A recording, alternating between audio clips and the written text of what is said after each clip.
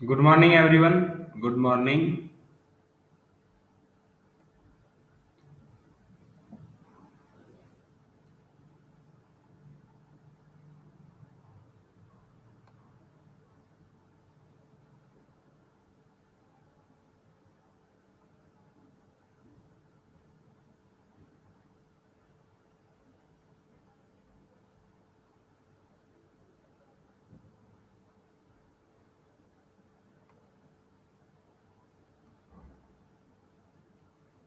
तो हम लोगों ने लास्ट क्लास में कहाँ तक किया था? आज कौन सी डीपीपी डिस्कशन करना है?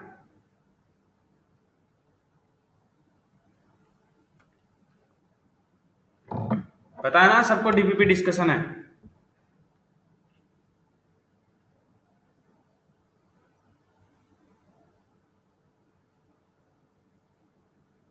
Okay, DPP 4।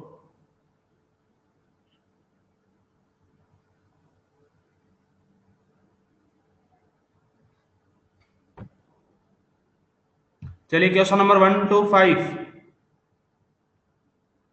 जिन्होंने नहीं किया है एक बार। अच्छा, कितने लोगों ने सॉल्व की है डीपीपी 5, सॉरी डीपीपी 4? डीपीपी 4 कितने लोगों ने सॉल्व किया है?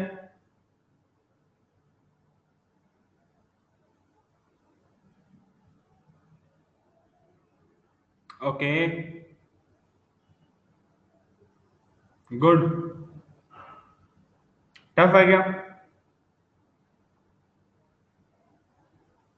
बहुत ज्यादा डाउट है?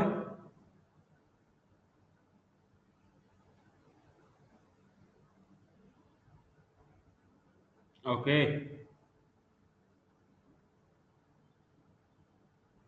चलिए question number 1 to 5।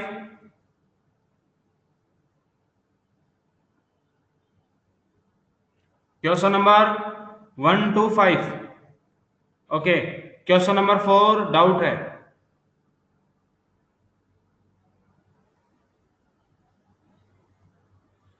Assuming that elements are formed to complete the 7th period। Question number 4 क्या है? अच्छा, क्वेश्चन नंबर 2 में भी डाउट है। Give the symbol of elements of lowest atomic number that has 3 2p electrons। 3 2p electrons lowest। तो बेटा इस question में तो कोई डाउट होना ही नहीं चाहिए प्रणव डोसी। क्या है तुम्हारे पास? 2p के अंदर 3 इलेक्ट्रॉन्स मतलब 2p3। तो वहां तक तुमको इलेक्ट्रॉनिक कॉन्फ़िगरेशन लिखना है। क्या करना है? वहां तक आपको इलेक्ट्रॉनिक कॉन्फ़िगरेशन लिखना है। तो 1s2, ये लीजिए 2s2 एंड 2p3, राइट। तो अब बताइए यहां पर इलेक्ट्रॉन्स कितने? 7। तो इसका एटॉमिक नंबर कौन सा होगा? 7, that is nitrogen. That's it, यही है क्वेश्चन आपके पास। चलिए नेक्स्ट बात करते हैं क्वेश्चन नंबर 4 की। क्वेश्चन नंबर 4 तो और भी आसान क्वेश्चन है। क्वेश्चन नंबर 4 में क्या है देखो ध्यान से। Assuming that elements are formed to complete the 7th period। मान लो अभी 7th पीरियड आपके पास जैसे कि इनकम्प्लीट नहीं है, और मान लो कि अगर 7th पीरियड कंप्लीट होता है, then what would be the atomic number of alkaline earth metals of the 8th period। 8th period के अंदर जो एल्केलाइन अर्थ मेटल आएगा उसका एटॉमिक नंबर क्या होगा? बेटा इस क्वेश्चन में क्या दिक्कत आया ये तो बताइए। आप लोगों ने क्या प्रॉब्लम फेस किया?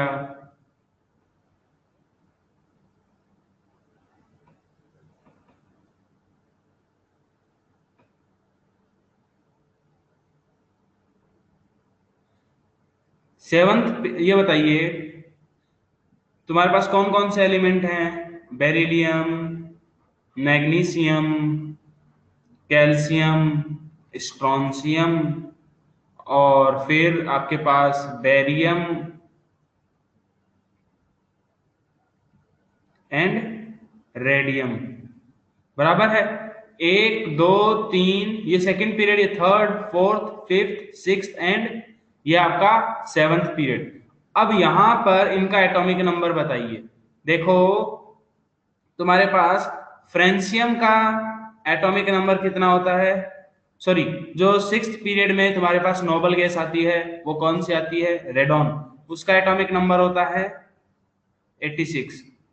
फिर 87 और 88, तो ये जो RA है इसका एटॉमिक नंबर कितना है 88, उसमें क्या कर दो आप 32 ऐड कर दो, मैजिक नंबर के हिसाब से 8 2 10, 1 8 4 12, 120, तो atomic number 120 is the correct answer.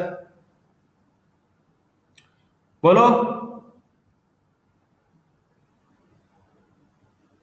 Magic number का यूज करना था आपको, समझा क्या क्वेश्चन नंबर 4?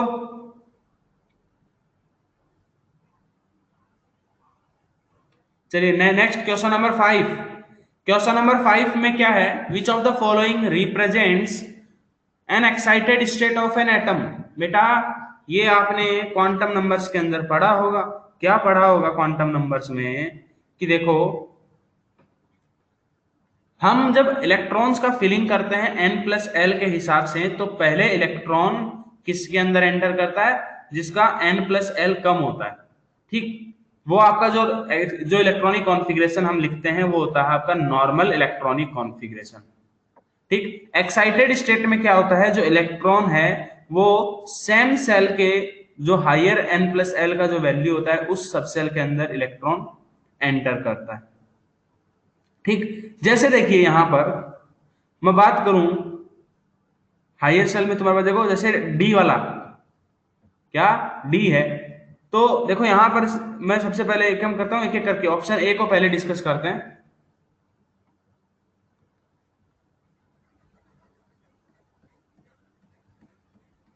ऑप्शन ए आपके पास क्या दिया हुआ है, देखो ध्यान से, ऑप्शन ए आपके पास दिया हुआ है नियॉन, फिर आपके पास 3s2 3p6 4s2 3d8,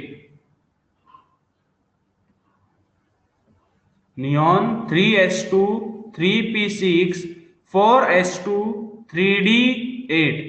अब ये बताइए ये जो इलेक्ट्रॉनिक कॉन्फ़िगरेशन है ये आपका किसके हिसाब से है, ये आपका नॉर्मल इलेक्ट्रॉनिक कॉन्फ़िगरेशन है, सिंपल n+l रूल को फॉलो करते हुए इलेक्ट्रॉनिक कॉन्फ़िगरेशन लिखा हुआ है। क्या ये सबको दिखाई दे रहा है, पहले इलेक्ट्रॉन 4s में जाता है फिर 3d में, ये नॉर्मल इलेक्ट्रॉनिक कॉन्फ़िगरेशन है, ये एक्साइटेड स्टेट में नहीं है, राइट। देन थोड़ा सा और देखें, जैसे ऑप्शन बी है, ऑप्शन बी में क्या है, ऑप्शन बी आपके पास है neon 3s2 3p6 4s1 3d5, neon 3s2 3p6 4s1 3d5, ये जो आपके पास इलेक्ट्रॉनिक कॉन्फ़िगरेशन है ये क्रोमियम का एक्सेप्शनल इलेक्ट्रॉनिक कॉन्फ़िगरेशन है, नॉर्मल उसका इलेक्ट्रॉनिक कॉन्फ़िगरेशन होता है, बराबर है, सबको पता होगा ये, राइट। बोलो, तो ये भी आपके पास एक्साइटेड स्टेट के अंदर इलेक्ट्रॉनिक कॉन्फ़िगरेशन नहीं है। देन नेक्स्ट मैं बात करूं,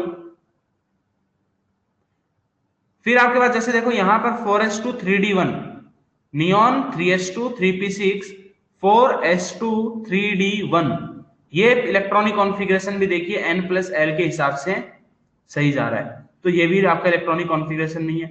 अगर मैं ऑप्शन डी को देखूं, ऑप्शन डी में क्या है 1s2 2s2 2p6, फिर आपके पास 3s1 लिखा है, सॉरी 2p5 लिखा है,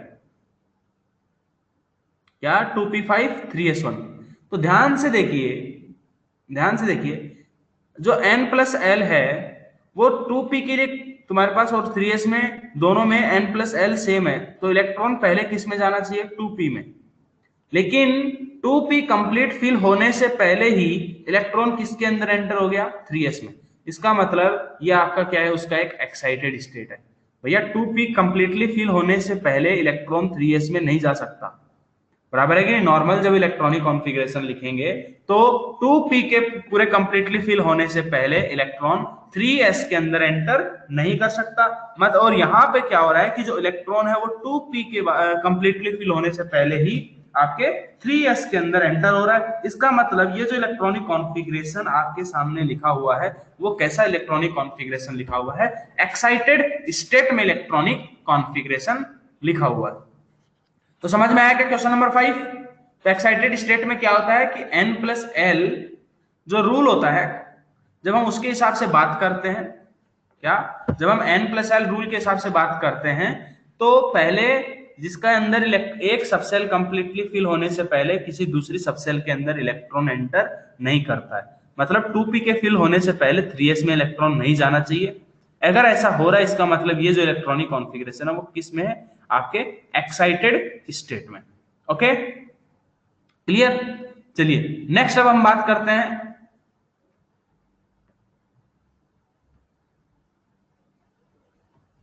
question number 6 to 12। Question number 6 to 12 किसी को भी कोई डाउट है?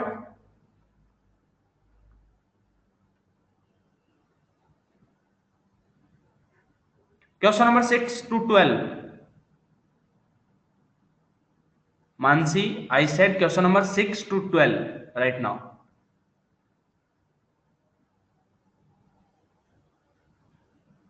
किसी को डाउट है? क्वेश्चन नंबर 6 to 12 बताइए। आसान है डीपीपी?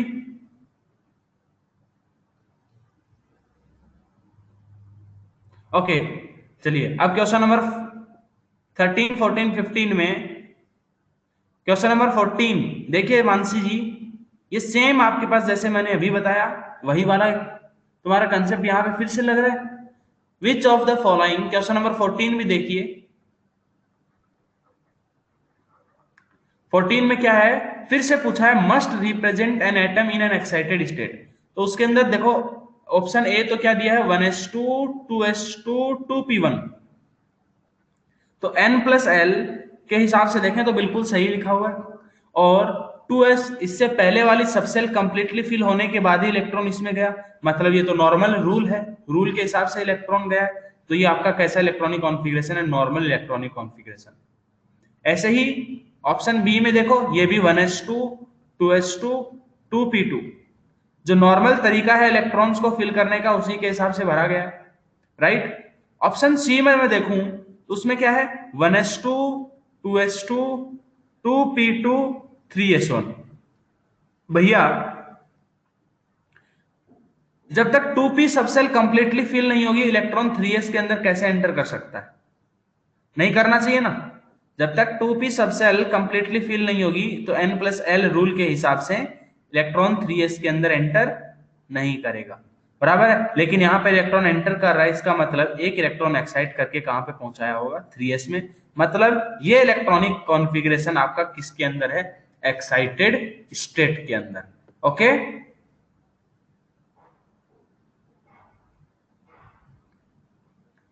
और किसी को कोई डाउट डीपीपी 4 में? और किसी को कोई डाउट है? मानसी क्लियर हुआ?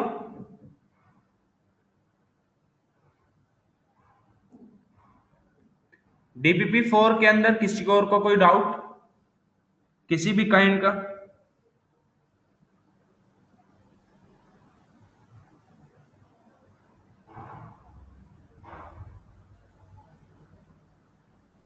पक्का सब लोगों ने सॉल्व की है डीपीपी? क्योंकि मुझे डाउट हो रहा है कि कहीं तुम लोगों ने सॉल्व किया है कि नहीं किया। In question 15 B is correct. Okay, देखते हैं क्या इलेक्ट्रॉनिक कॉन्फ़िगरेशन की बात कर रहे हो या ऑप्शन बी की बात कर रहे हो?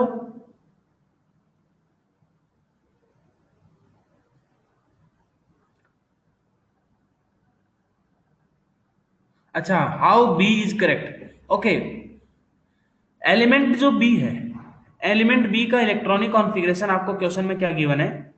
देखो श्रावणी, n-1 d2 ns2, ठीक। और यहां पर n का वैल्यू दिया है 4, इसका मतलब ये जो तुम्हारे पास इसका इलेक्ट्रॉनिक कॉन्फ़िगरेशन क्या हो जाएगा 3d2 4s2, ठीक। अच्छा ये बताओ यहां पर इलेक्ट्रॉन पहले लास्ट में 3d में गया होगा कि 4s में गया होगा? लास्ट इलेक्ट्रॉन 3d में गया होगा या 4s में गया होगा? Tell me Shravani.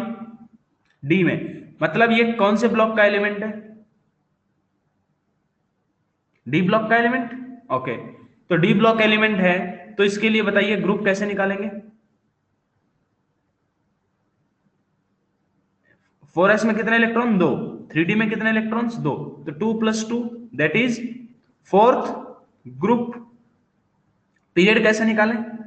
Principal quantum number देखें वैलेंस शेल का, फोर्थ, तो फोर्थ पीरियड, राइट। तो ऑप्शन बी जो है तुम्हारे पास, एलिमेंट बी बिलोंग्स टू, बिल्कुल सही बात है। बी एलिमेंट जो है वो कहां से बिलोंग करता है? Fourth period and fourth group से।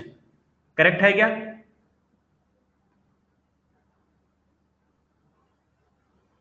और कोई डाउट?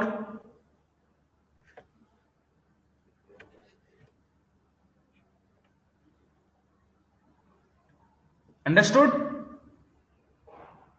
ओके, नाउ तो हम लोगों ने प्रीवियस क्लास के अंदर कहां तक पढ़ा था? तो अभी मैं आज, अब नाउ आज का होमवर्क सुनो। बुकलेट के अंदर से, फ्रॉम बुकलेट, पहले होमवर्क सुन लो, उसके बाद आगे का पढ़ेंगे। तुम्हारे पास जो बुकलेट है उसके अंदर पीरियोडिक टेबल या फिर पीरियोडिक प्रॉपर्टीज का चैप्टर दिया हुआ है आपके पास। उसके अंदर एक्सरसाइज 1 के अंदर आपको पार्ट ए में, पार्ट 1 के अंदर सेक्शन ए एंड बी ये दोनों करने हैं आपको। ऐसे ही पार्ट बी के अंदर या फिर पार्ट 2 में, उसमें आपको सेक्शन ए एंड बी ये वाले क्वेश्चंस आपको आज सॉल्व करने हैं बुकलेट के अंदर एक्सरसाइज 1 के अंदर से। ओके, तो ये आज आपका होमवर्क रहेगा। डेली 15 से 20 क्वेश्चन सॉल्व करने ही करने हैं।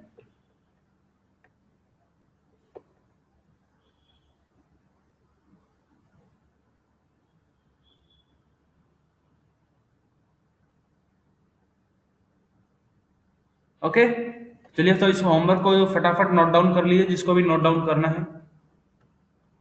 नेक्स्ट अब हम बात करते हैं, तो लास्ट क्लास के अंदर स्टूडेंट्स हम लोगों ने एटॉमिक रेडियस के बारे में बात किया था।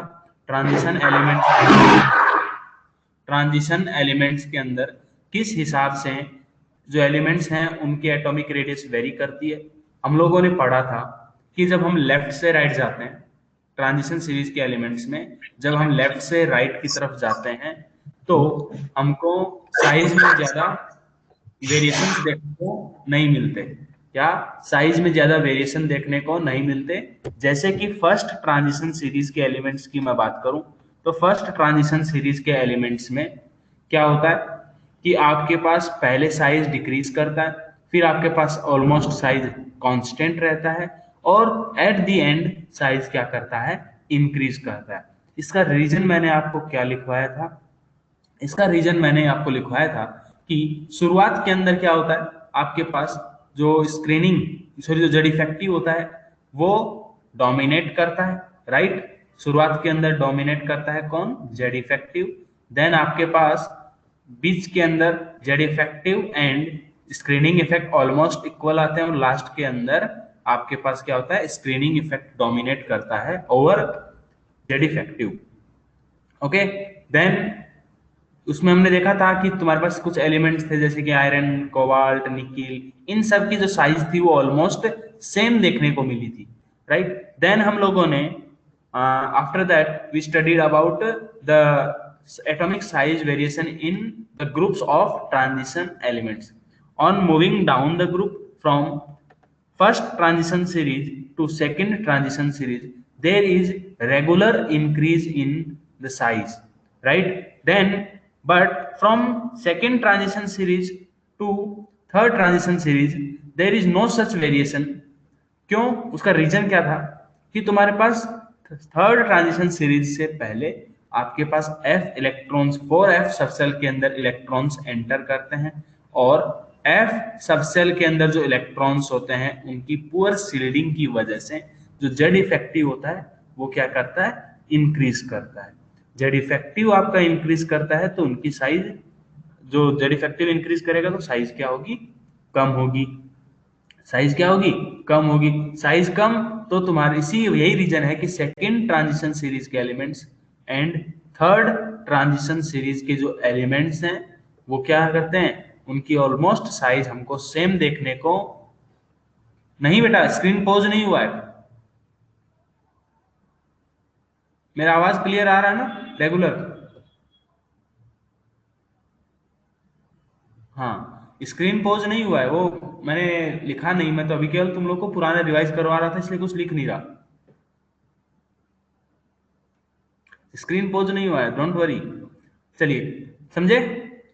तो ये हम लोगों ने लास्ट क्लास में पढ़ा था। और जो सेकेंड और थर्ड ट्रांजिशन सीरीज के जो एलिमेंट्स थे उनके अंदर ऑलमोस्ट सेम साइज रहने का जो रीजन था वो क्या था, कि आपके पास जो लेंथ और कॉन्ट्रैक्शन की वजह से 4f सबसेल के पुअर शील्डिंग की वजह से। ठीक है, ओके। एक्सेप्ट ग्रुप 3, ग्रुप 3 में कौन कौन से, आपके स्कैंडियम, इट्रियम एंड तुम्हारे पास लेंथेनम, इनके अंदर नीचे की तरफ जाने पर साइज इंक्रीज करता है। ओके, तो ये हम लोगों ने प्रीवियस लेक्चर में पढ़ा था। नाउ हम लोग उसके ऊपर बेस्ड कुछ क्वेश्चंस कर रहे थे, दो चार क्वेश्चन हमने किए थे, एक दो। एक काम करते हैं, आज की क्लास में दो चार पहले क्वेश्चन और करते हैं, then we will move towards our next concept. चलिए, सबसे पहले क्वेश्चन लिखिए। From the given set of species, from the given set of species, from each set having least atomic radius is, having least atomic radius is। जैसे मान लीजिए मैंने आपको चार सेट दिए हैं। फॉर एग्जाम्पल, आपके पास एक ऑक्सीजन 2- F- Na+, ये आपको एक सेट दिया है। सेकंड सेट आपको दिया है क्या, निकिल, कॉपर, जिंक। देन आपके पास मैंने थर्ड आपको सेट दिया है, मान लीजिए लिथियम, बेरिलियम, मैग्नीशियम। फोर्थ आपको मैंने सेट दिया है हीलियम, Li+ एंड H+। अब मैंने आपको चार ऑप्शंस दिए हैं। Option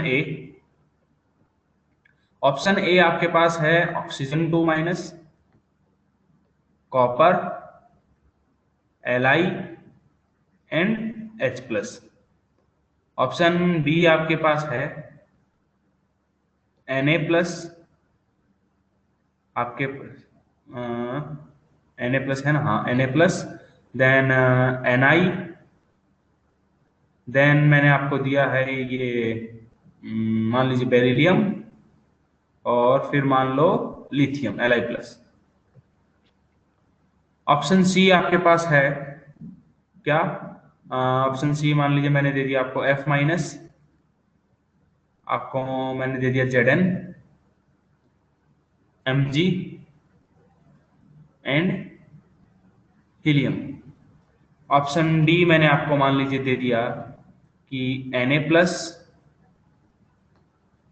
copper, then beryllium and then helium. Solve करिए, सब लोग सॉल्व करिए।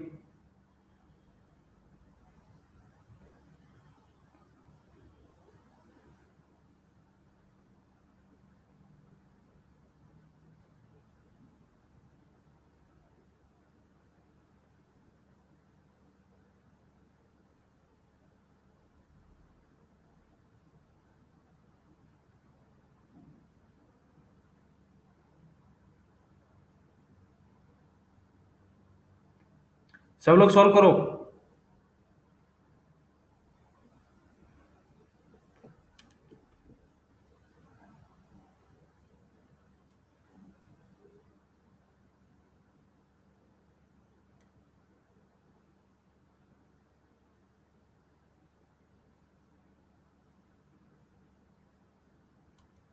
लेट्स सी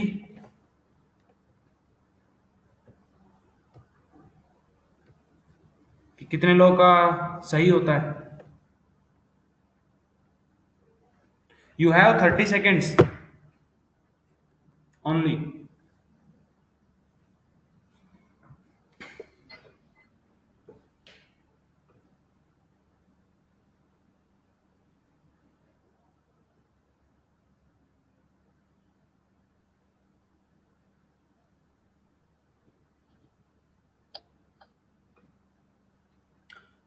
ओके, बहुत सारे दो तरह के आंसर आ रहे हैं।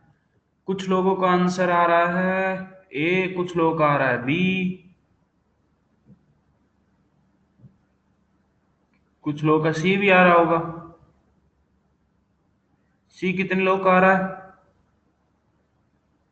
कुछ लोगों का डी भी आ रहा होगा। आपको क्वेश्चन क्या है, आपको ऐसे 4 सेट दिए हैं 3-3 एलिमेंट्स के।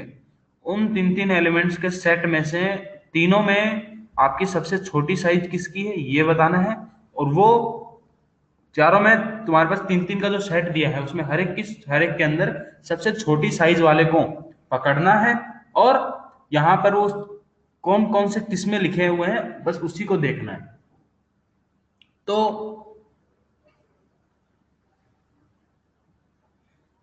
Let's see how many of you are correct.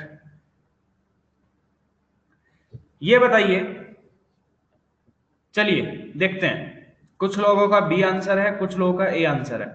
चलिए अब आइए मेरे साथ हम सॉल्व करते हैं। अब ये बताइए, ऑक्सीजन 2- F- एंड Na+, ये तीनों कैसे स्पीसीज हैं? इन तीनों की साइज कंपेयर करना है।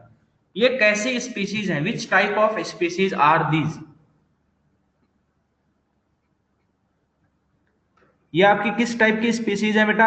आइसो इलेक्ट्रॉनिक स्पीसीज, बराबर है कि नहीं? ये कैसी हैं? सब में देखो, ऑक्सीजन 2- में आपके 10 इलेक्ट्रॉन्स हैं, F- में भी 10 इलेक्ट्रॉन है, एंड Na+ में भी 10 इलेक्ट्रॉन्स हैं, राइट? ओके, अब अगर नंबर ऑफ इलेक्ट्रॉन सब में सेम है तो फिर हम क्या करें? हम चेक करेंगे कि जिसका एटॉमिक नंबर जितना ज्यादा होगा उसकी साइज उतनी कम होती है, क्योंकि याद करो मैंने बताया था कि आइसो इलेक्ट्रॉनिक स्पीसीज के केस में जो साइज होता है वो क्या होती है? आपकी जो साइज होती है वो for iso electronic species size is 1/Z/E ratio, हाँ है ना? क्या होता है? 1/Z/E। तो जिसका एटॉमिक नंबर जितना ज्यादा होगा, क्या, जिसका एटॉमिक नंबर जितना ज्यादा होगा उसकी साइज क्या होगी? उतनी कम होगी, राइट?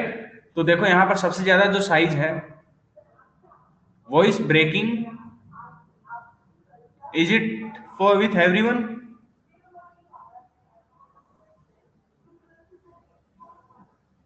अभी भी ब्रेक हो रही है? नहीं?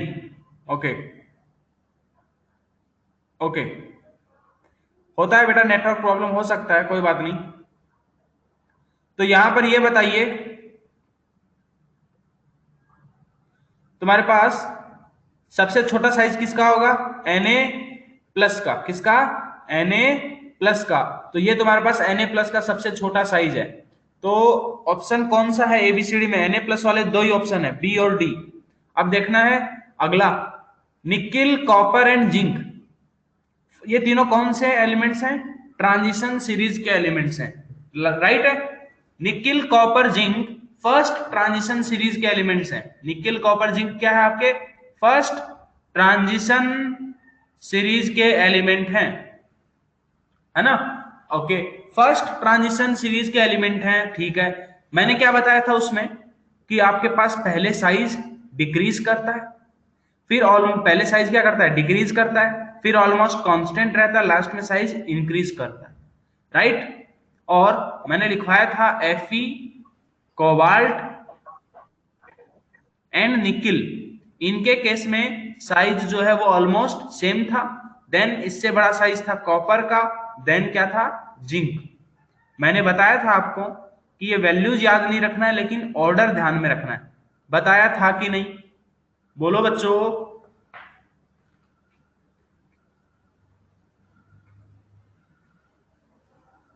अरे बोलो बच्चों, बताया था कि नहीं। निकिल कॉपर जिंक में, हाँ हाँ सर बताया। चलो, अगर मैंने ये बताया था तो बताओ इन तीनों में सबसे छोटी साइज किसकी हुई, निकिल की हुई ना। ओके, तो ऑप्शन देखो, आगे सॉल्व करने की जरूरत भी नहीं है, यहीं पे ऑप्शन बी तुम्हारा करेक्ट आ गया। लेकिन हम सॉल्व करेंगे, लेकिन हम ऐसा अनर्थ नहीं करेंगे, हम सॉल्व करेंगे। देखिए, फिर हम बात करते हैं लिथियम, बेरिलियम और मैग्नीशियम की।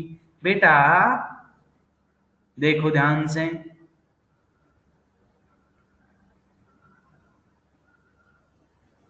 लिथियम, बेरिलियम और मैग्नीशियम की बात करें तो तुम्हारे पास तीनों के तीनों वॉइस स्टॉप्ड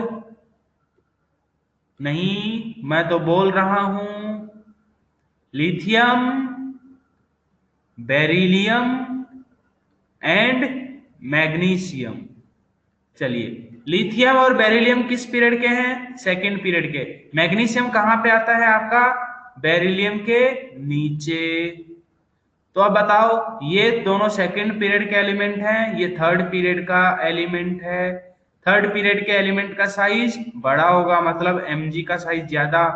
फिर सेम पीरियड के एलिमेंट्स हैं, नॉर्मल एलिमेंट हैं, तो इसमें लिथियम का साइज, देन बेरिलियम का साइज, तो उसके बाद सबसे, इन तीनों में सबसे छोटा साइज किसका, बेरिलियम का। क्या मैच हो रहा है, बिल्कुल हो रहा है। अब जो इंटरेस्टिंग चीज है वो तो यहीं पर है कि देखिए, हीलियम का, किसका, हीलियम, Li+ और H+, इनका साइज कैसे बताएं भैया, बताइए। बीच बीच में नहीं रही, अरे भैया ऐसे मत बोलो, अभी तो भगवान नहीं रही।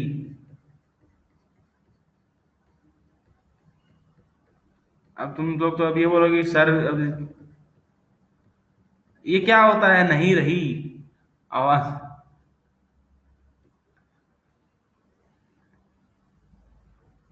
बेटा अभी बाल बच्चे छोटे हैं, अभी तुम लोग अभी से आवाज गायब करवा दे रहे हो मेरी।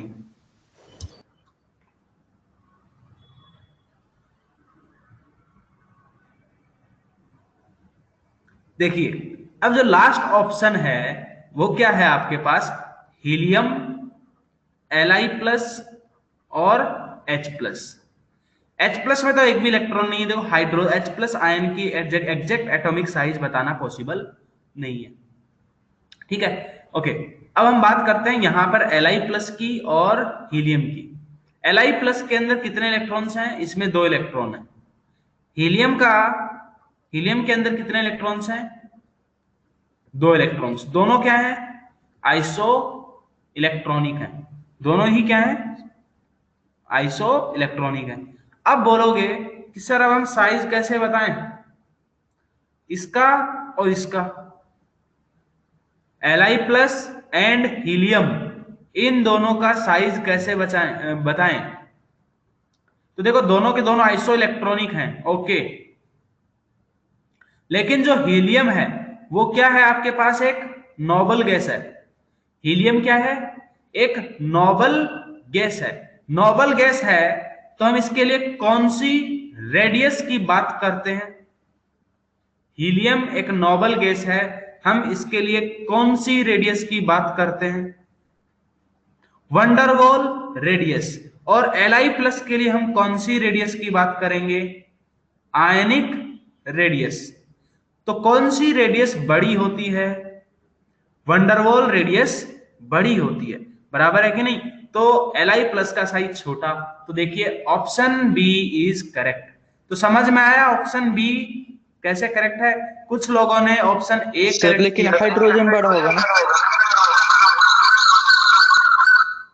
क्यों बड़ा होगा? रीजन बताइए।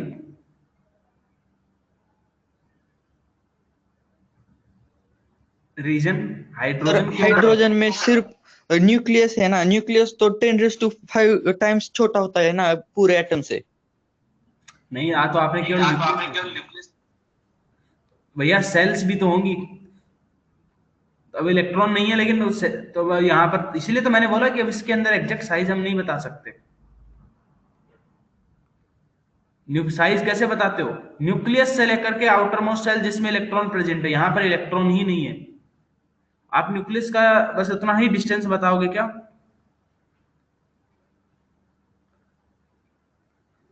समझे क्या बालक?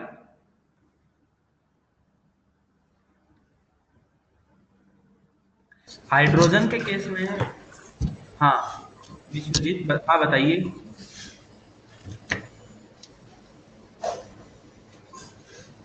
बोलो और नहीं विश्वजीत। समझ आ रहा है। देखो ये देखो भैया, हाइड्रोजन के अंदर एक ही इलेक्ट्रॉन होता है, राइट?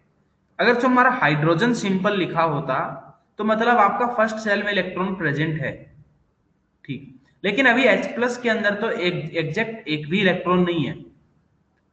क्या है आपके पास? H प्लस में तो एक भी इलेक्ट्रॉन नहीं है, राइट? तो अब तुम यहां पर डिस्टेंस, कहां का डिस्टेंस लोगे? न्यूक्लियस से कहां तक का डिस्टेंस लोगे? ये हम नहीं डिसाइड कर सकते ना, इसलिए हम H प्लस की साइज नहीं डिसाइड कर सकते। और H प्लस जो होता है उसका, हम जब साइज की बात करते हैं तो वो एक्वस सॉल्यूशन में बात करते हैं। किसमें बात करेंगे? हमें H प्लस की साइज नहीं बता सकते, तो फिर हम H प्लस का जो साइज है वो एक्वस सॉल्यूशन में बताते हैं, और जिसमें LiH प्लस का साइज बड़ा होता है ड्यू टू हाइड्रेशन एनर्जी। तो ये बात समझ में समझ आया गया सर। कि हाँ H सर प्लस समझ गया। H प्लस क्यों नहीं कर सकते? क्योंकि भैया हम जब जब हम साइज बताते हैं तो कहां से कहां का डिस्टेंस लेते हैं? न्यूक्लियस से आउटर मोस्ट सेल जिसमें इलेक्ट्रॉन प्रेजेंट है। यहां पर बताइए कौन सी सेल है H प्लस में जहां इलेक्ट्रॉन प्रेजेंट है? क्या ऐसा कोई सेल है?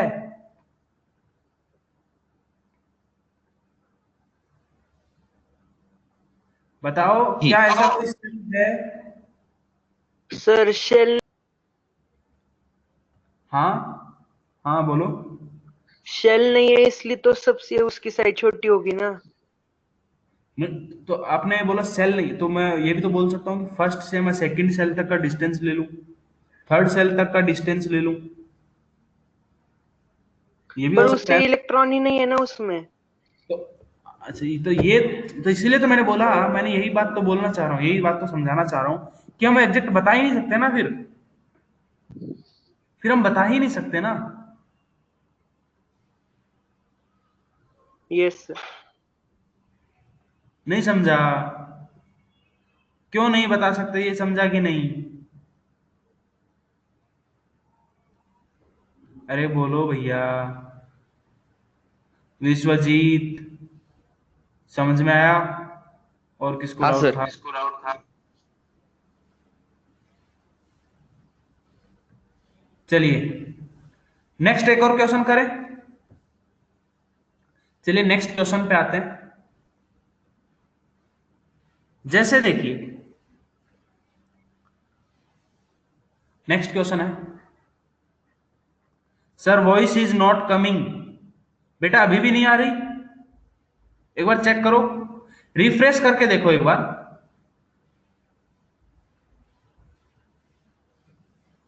आ रही है वॉइस? सबको आ रही है?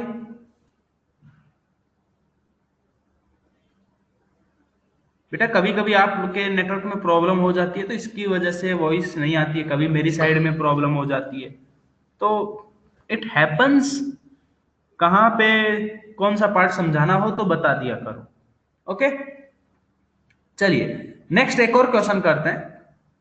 तुम्हारे पास जैसे कि मान लीजिए which of the following, which of the following, next question लिखो, which of the following pairs of elements of elements have nearly या फिर almost almost similar atomic size, have almost similar atomic size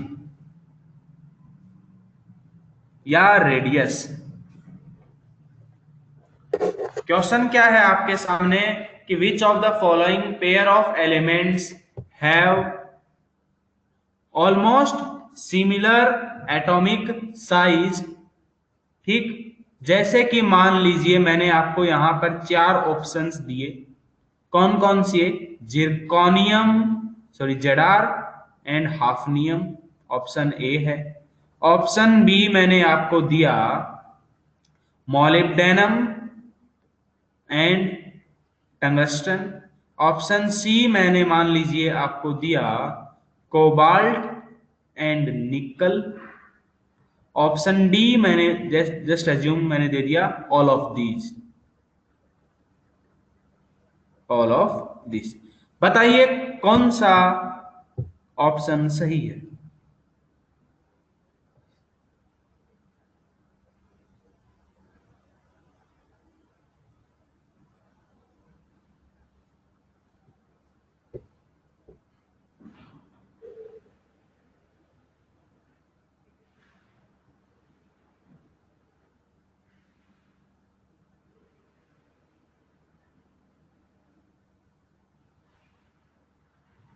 mixed answer आ रहे हैं काफी बच्चों के।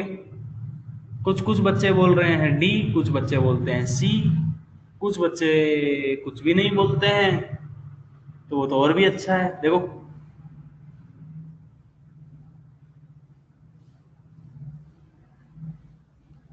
D, Vishwajeet बोल रहा है डी, नेहा डॉक बोला डी, तृप्ति बोली डी, शुभम सी, सर्वेश सी, ओंकार कापसे सी, सॉरी डी।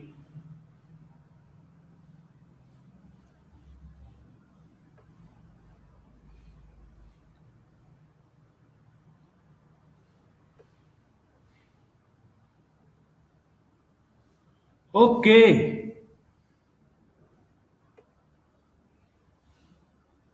अच्छा तो मैं किससे पूछूं? कुछ लोग सी बोल रहे हैं, कुछ लोग बोलते हैं डी, तो जो लोग डी बोलते हैं मैं उनसे पूछता हूं पहले। सबसे पहले कौन बताएगा? वॉलेंटियरली बताइए।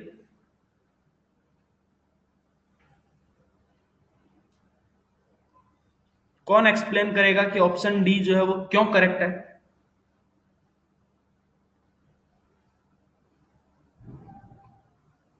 Anybody would like to say anything? Sir, you have given in the notes.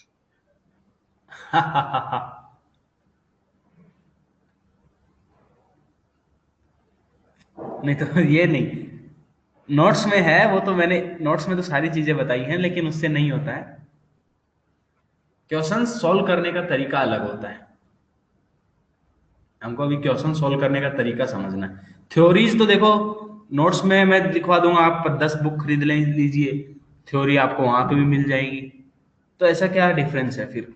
Theory अगर नोट्स ही लिखना है तो आपकी बुक्स भी हैं, आपके पास एनसीईआरटी है, आपके पास अलग अलग तरह की आपने बुक्स भी ली हुई है, राइट? तो नोट्स तो आप वहां से भी बना सकते हैं, खुद से भी। तो that's not a point book से, लेकिन आपको क्वेश्चन कैसे सॉल्व करना है ये आपको पता नहीं चलेगा। आप यहां पर वही तो सीख रहे हो। कुछ बोलते हैं बी, श्रावणी ने बोला बी। अच्छा बेटा, तो कौन बताएगा? मैं किससे पूछूं? चलो विश्वजीत, चलो तुम बताओ।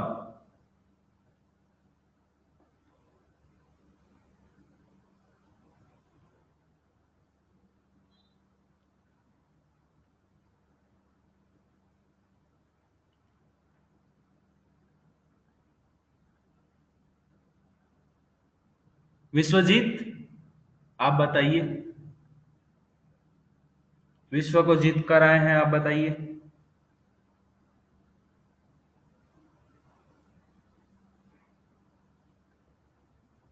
नहीं बता रहे, ओके। नेहा ढोक, आप बताइए, ऑप्शन डी क्यों?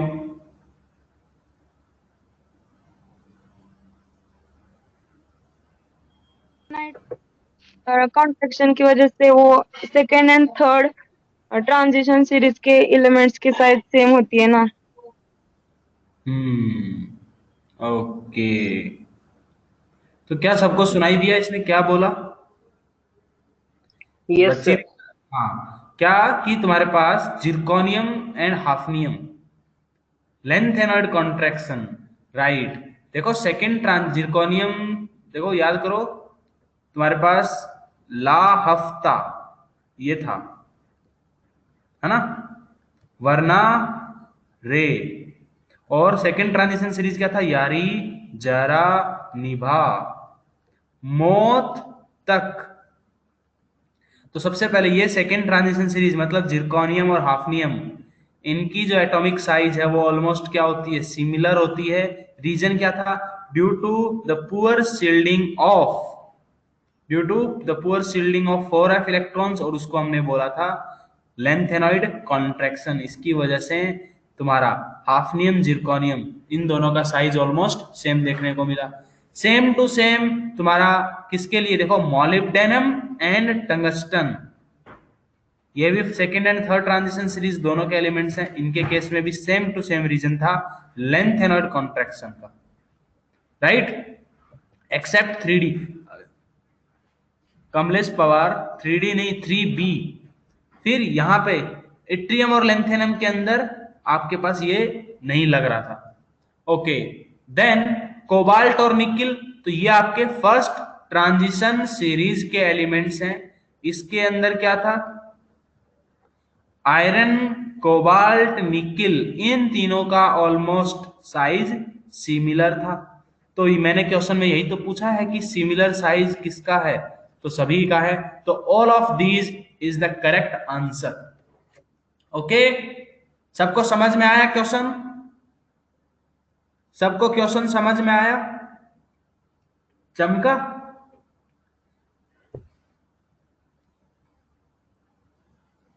ओके, समका, गुड। चलिए नेक्स्ट क्वेश्चन करते हैं, एक और क्वेश्चन करें। विश्वजीत, आपको आवाज नहीं आ रही अभी भी? एक बार आप रिफ्रेश करिए।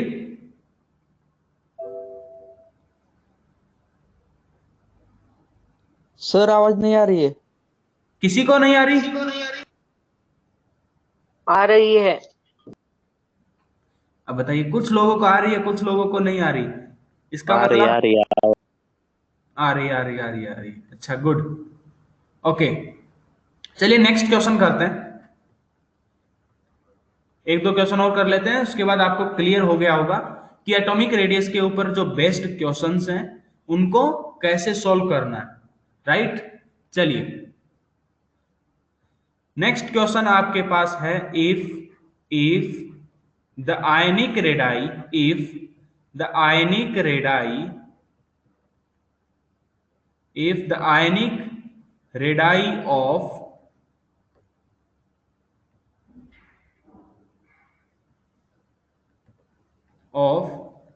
K plus, of K plus, that is potassium, and F minus, and F minus are, still everyone is facing problem। बहुत बच्चों को ये दिक्कत आ रही है। एक मिनट जस्ट, मैं लीव करके वापस ज्वाइन करता हूं, आप लोग रहिए।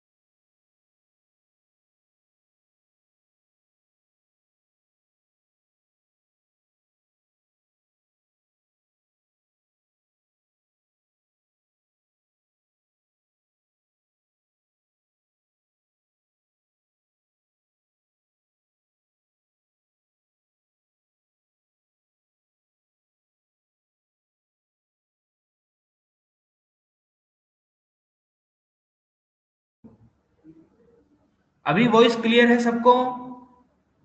अभी वॉइस आ रही है? सबको आ रही है? श्योर? गुड। चलिए तब okay okay okay, got it got it got it got it. चलिए, तो if the ionic radii of K plus and F minus are nearly the same, मैंने लिखा है if are nearly the same. Question है आपके पास, just एक second Vishwajeet, ये वाला क्वेश्चन नोट कर लीजिए, उसके बाद वो वाला लिख लेंगे। वो है 1.34 angstrom. Then atomic radius of K plus of potassium and F respectively are, option A आपके पास मैंने आपको दिया है 1.34 1.34 एंगस्ट्रॉम।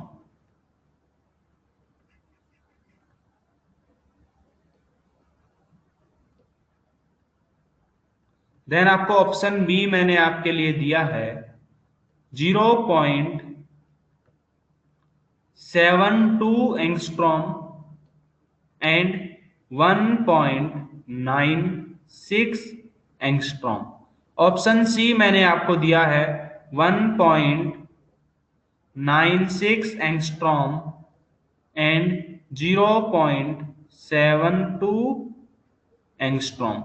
ऑप्शन डी मैंने आपको दिया है 1.96 एंगस्ट्रॉम एंड 1.34 एंगस्ट्रॉम। क्वेश्चन को नोट करिए जल्दी से और सॉल्व करिए। क्वेश्चन फिर से रिपीट कर रहा हूं मैं ये वाला। If the ionic radii of K plus and F minus are nearly the same, और वो कितना दिया है K प्लस और F माइनस का size 1.34, then atomic radius of K and F are respectively, ये पोटेशियम का और फ्लोरीन का साइज कितना होगा ये आपको बताना है। ओके, फटाफट इस क्वेश्चन को सॉल्व करिए।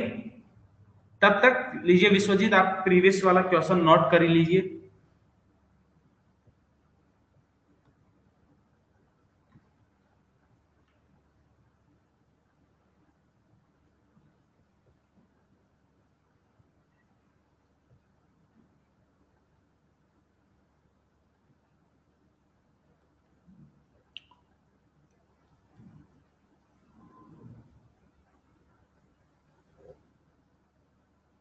Okay,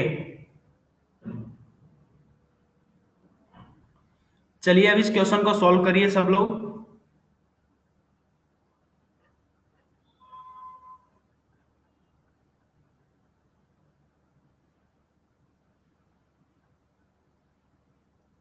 let's see how many of you are correct.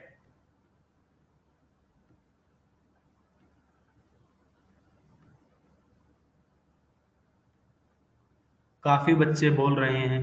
अभिषेक ने बोला सी, अमय ने बोला सी, नेहा ने बोला सी, श्रावणी ने बोला सी, विवेक बोल रहा है सी, आर्या बोल रहा है बी, सिद्धांतिका बोलती है बी।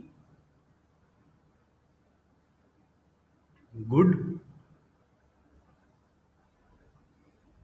विश्वजीत बोल रहा है B. Okay okay okay,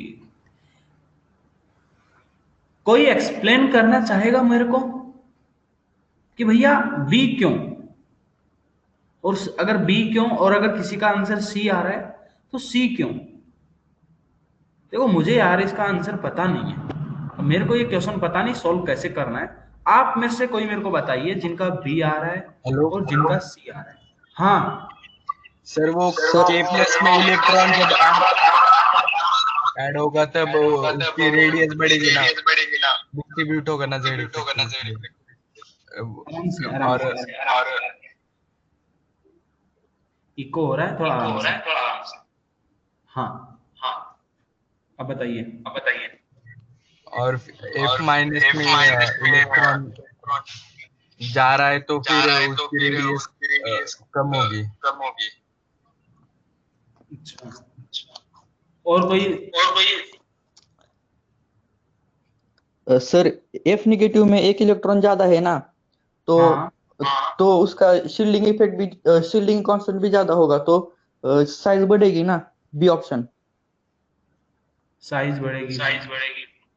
okay, तो मैंने क्वेश्चन क्या है आप ये बताइए पहले तो। आप क्वेश्चन गलत समझ गए।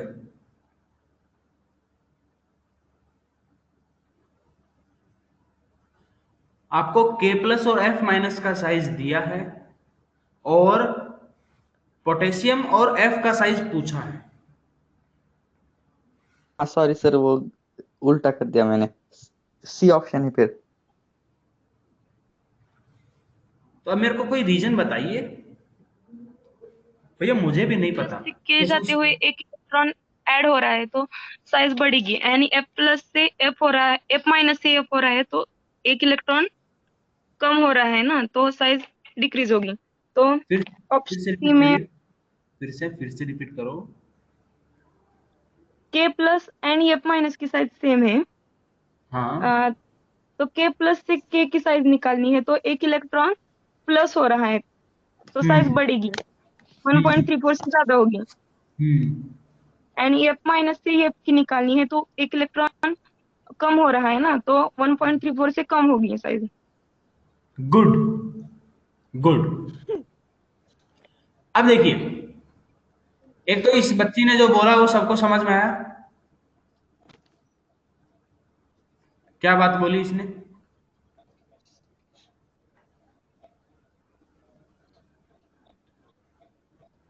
देखिए ध्यान से बेटा,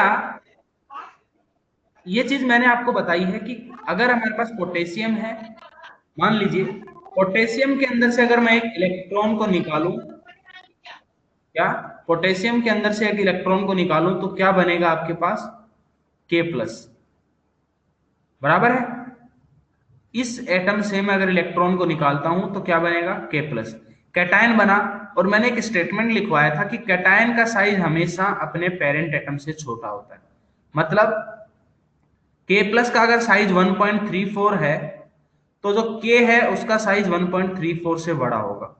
क्या मैंने ये स्टेटमेंट लिखवाया है कि कैटायन का साइज हमेशा अपने पेरेंट एटम से क्या होता है? छोटा होता है। ऐसे ही अगर मान लीजिए फ्लोरीन है, फ्लोरीन के अंदर मैंने क्या किया? एक इलेक्ट्रॉन ऐड कर दिया तो क्या बनेगा? F minus. और मैंने ये भी स्टेटमेंट लिखवाया है आप लोगों को कि भैया किसी भी एनायन का जो साइज होता है वो हमेशा अपने पेरेंट एटम से बड़ा होता है।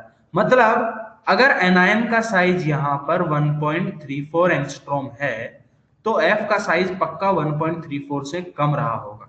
तो रेस्पेक्टिवली 1.34 से पहला वैल्यू ज्यादा हो, दूसरा वैल्यू कम, ऐसा कौन सा डेटा है? Option C. क्या ये क्वेश्चन सबको समझ में आया? बोलो बेटा, क्या ये ऑप्शन सबको, ये जो क्वेश्चन है सबको समझ में आया?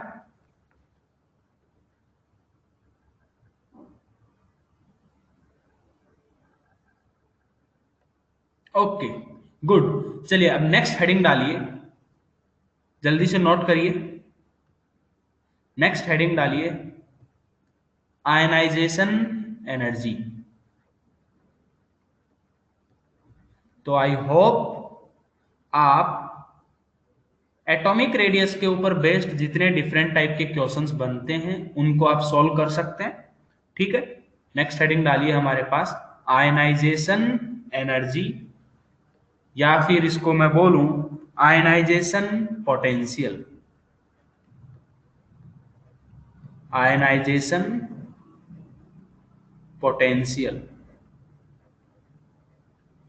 या फिर इसके लिए कभी कभी ऐसे दूसरा एक और वर्ड लिखा हुआ मिल जाता है, वो क्या? Ionization enthalpy. Ionization enthalpy. ये अगर तीनों में से कोई भी वर्ड लिखा हुआ मिल जाए तो ये क्या है, एक ही चक्की के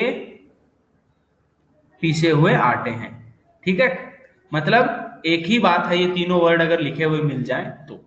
अब सबसे पहले आयनाइजेशन एनर्जी या आयनाइजेशन पोटेंशियल, ये सब होता क्या है, ये सब होता क्या है बेटा? हम जानते हैं, देखिए ध्यान से, कि किसी भी एटम के अंदर क्या होता है,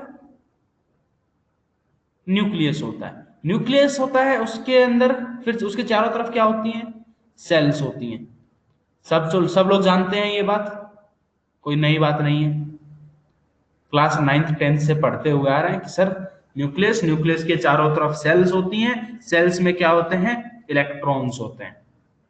ओके, ये लीजिए, मैंने मान लीजिए दे दिया इलेक्ट्रॉन, ये इलेक्ट्रॉन और ये इलेक्ट्रॉन और ये आपका इलेक्ट्रॉन। ओके, अब बताइए, अब इस इलेक्ट्रॉन का न्यूक्लियस के साथ तो अट्रैक्शन फोर्स लगता ही है, लगता है कि नहीं बेटा?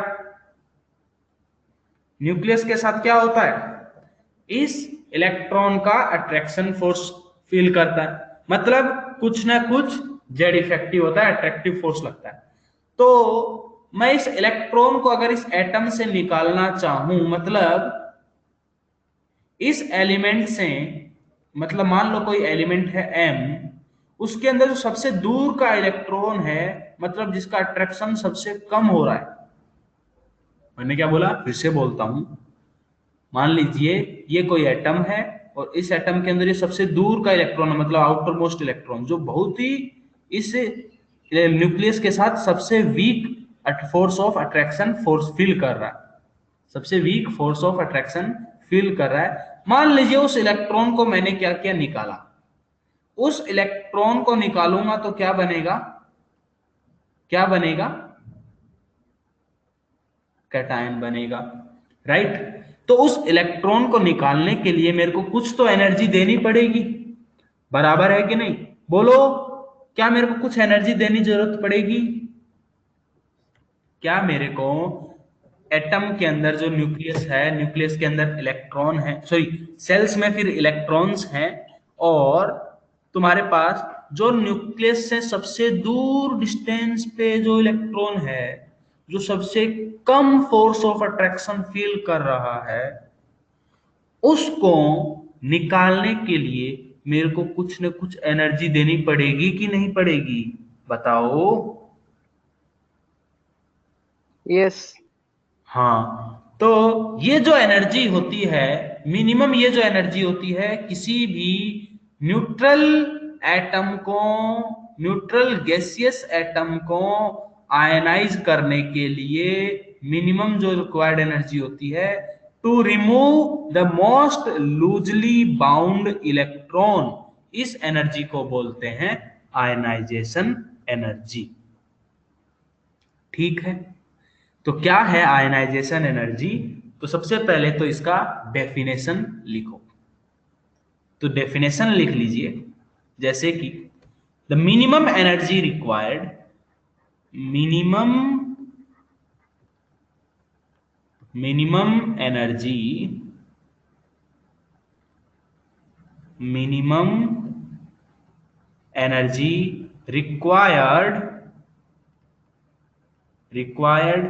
to remove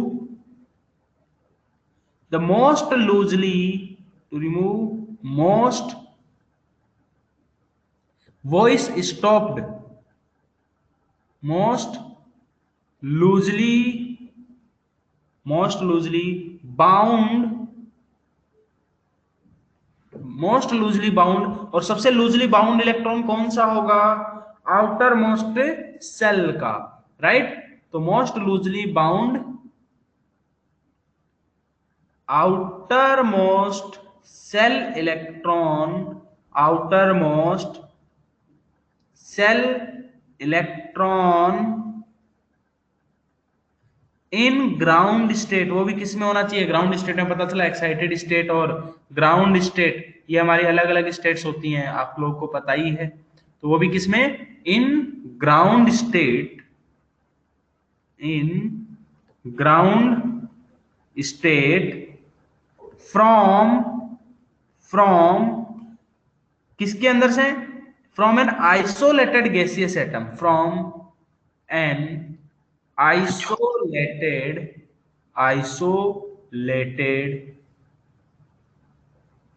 gaseous atom, isolated gaseous atom के अंदर में से जो तुम्हारे पास मोस्ट लूजली बाउंड इलेक्ट्रॉन होता है उसको निकालने के लिए जो minimum amount of energy required होगी उस एनर्जी को हम क्या बोलेंगे, ionization energy is known as ionization energy. अब कुछ बच्चों को डाउट ये आएगा कि सर आइसोलेटेड का मतलब क्या है, आपने ये यहाँ पर जो वर्ड लिखा है आइसोलेटेड, इसका मतलब क्या है।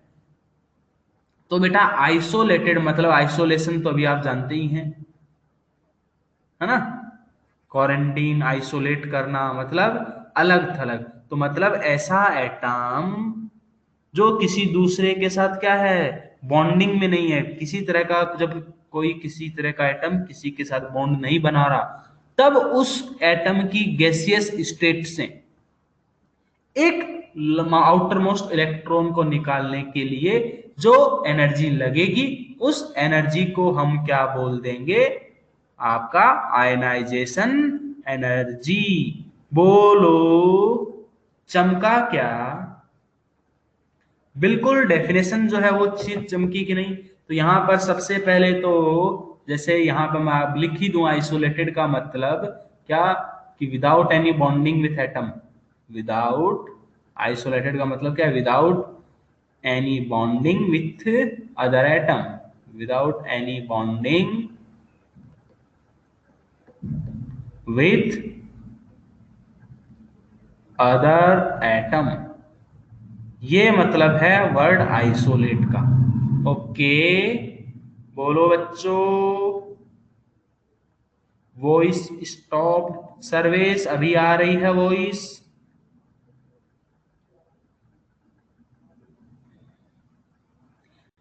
आप लोगों ने अब एक दो चीजें पढ़ी होगी, चलिए मैं आपसे कुछ पूछता हूं। हम लोग इलेक्ट्रॉन को हमने क्या किया, कुछ बच्चे बोल सकते हैं कि सर सॉलिड स्टेट से क्यों नहीं रिमूव किया। तो बेटा सॉलिड स्टेट से सबसे पहले हमको अगर कोई एटम सॉलिड स्टेट में होगा तो किसी बच्चे का ऐसा भी डाउट आ सकता है कि सर कोई एटम अगर सॉलिड स्टेट में होगा, आपने यहाँ पे वर्ड डेफिनेशन जो लिखी है वो लिखी है कि गैसियस एटम्स हैं, लेकिन सारे एटम तो गैसियस नहीं होते, है ना, सारे एटम तो गैसियस नहीं होते। तो फिर सर गैसियस अगर नहीं होते तो उनके लिए हम कैसे डिफाइन करेंगे, तो बेटा उनको पहले गैसियस स्टेट में कन्वर्ट करेंगे। अब गैसियस स्टेट के अंदर मतलब सॉलिड स्टेट से गैसियस स्टेट में कन्वर्ट करने के लिए भी हमको एनर्जी देनी पड़ती है, उस एनर्जी को हम क्या बोलते हैं। अगर कोई एटम आपका सॉलिड स्टेट में हुआ तो अगर हमको उसकी आयनाइजेशन एनर्जी की बात करनी है तो वो किस में करेंगे, तुम्हारा गैसियस स्टेट में, ठीक, तो उसको पहले गैसियस स्टेट में कन्वर्ट करना पड़ेगा। ओके, तो सॉलिड से गैस में हमको अगर कन्वर्ट करना है तो उसके लिए भी हमको कुछ ना कुछ एनर्जी देनी पड़ेगी, उस एनर्जी को हम क्या बोलते हैं,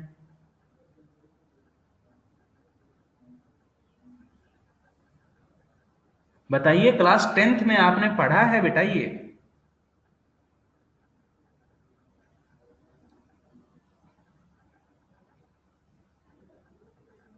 अरे इवेपोरेशन, कंडेंसेशन,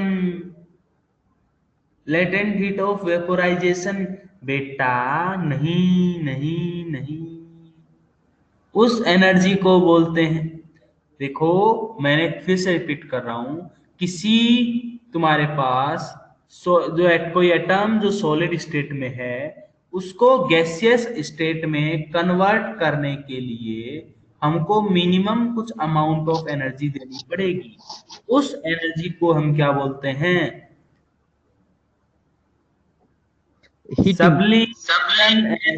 सब्लिमेशन। क्या बोलते हैं? Sublimation energy. नाम सुना है क्या पहले कभी?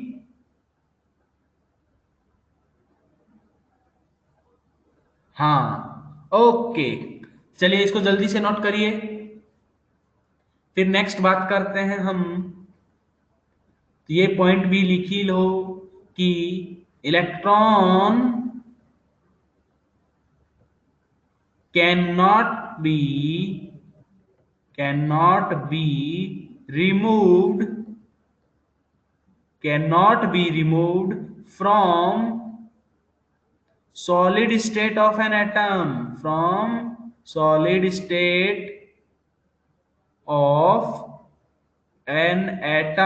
किसी एटम के सॉलिड स्टेट से हम इलेक्ट्रॉन को रिमूव नहीं कर सकते। It has to convert. बेटा आपको एक चीज बताऊं, कल एडवांस का पेपर था और आयनाइजेशन एनर्जी के ऊपर बेस्ड क्वेश्चन आया है कल ही एडवांस के अंदर। जेई 2020 में कल ही आयनाइजेशन एनर्जी के ऊपर बेस्ड क्वेश्चन आया है, तो वो हम करेंगे आयनाइजेशन एनर्जी का क्वेश्चन भी। It has to be convert into gaseous form,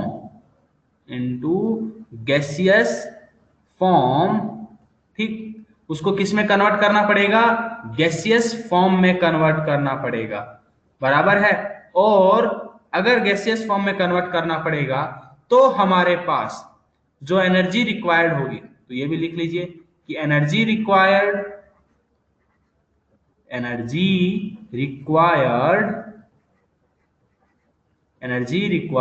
for conversion from solid to what? Gaseous state is called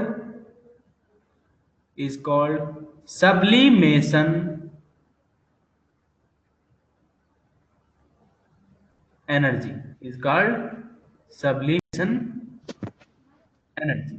okay.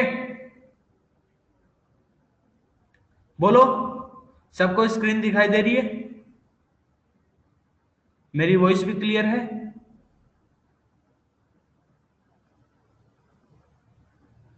Okay, चलिए जल्दी से नोट करिए।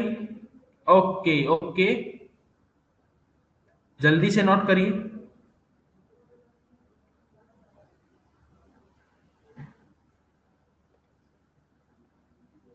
अब ये बताइए नेक्स्ट, तब तक मैं आपसे एक चीज और पूछता हूं, आप लोग नोट करते जाइए कि अगर हमको एनर्जी देनी पड़ती है इलेक्ट्रॉन को निकालने के लिए, तो वो जो प्रोसेस होगा इलेक्ट्रॉन को निकालने का,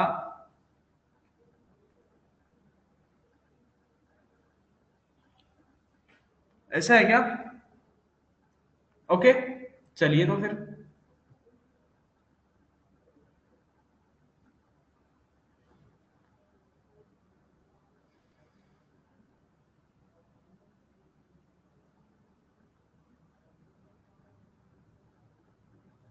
ऐसा कोई जरूरी थोड़ी है बेटा कि सब्लिमेशन हमको तो मिनिमम एनर्जी रिक्वायर्ड होगी ना एक देने के लिए तुम्हारे पास। मैंने तो उस प्रोसेस को बोला, उस प्रोसेस को।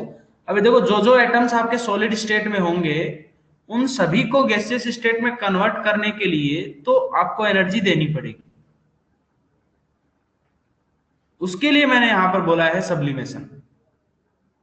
ओके, चलिए नेक्स्ट। अब देखिए, अब आप लोगों ने क्लास 10th में 2 वर्ड पढ़े होंगे, एक होता है एक्सोथर्मिक प्रोसेस और एक होता है एंडोथर्मिक प्रोसेस। क्या क्लास 10th में पढ़ा है आपने? एक एक्सोथर्मिक Yes, sir. प्रोसेस, एक होता है हमारे पास एंडोथर्मिक प्रोसेस। अब ये बताइए एक्सोथर्मिक प्रोसेस क्या होते हैं?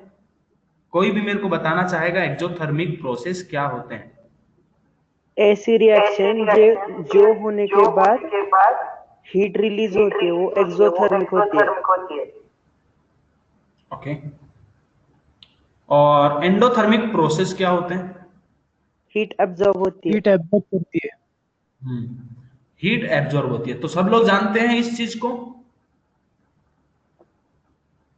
सब लोग जानते हैं ना? बस यही तो है।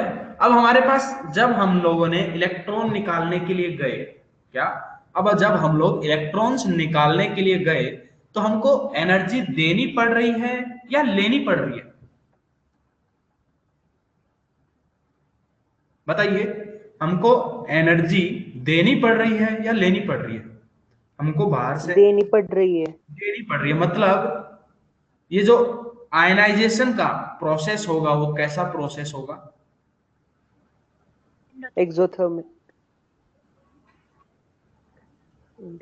सोच के बोलो भैया। एंडोथर्मिक।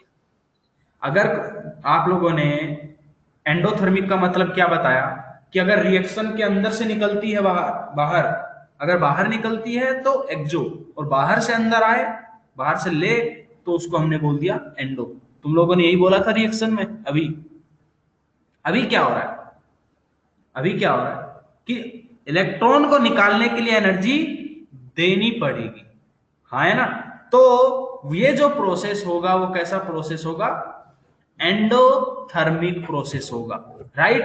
तो ये पॉइंट लिख लीजिए नेक्स्ट फटाफट। नेक्स्ट पॉइंट लिखो फटाफट कि तुम्हारे पास for any neutral atom, for any neutral atom, ionization energy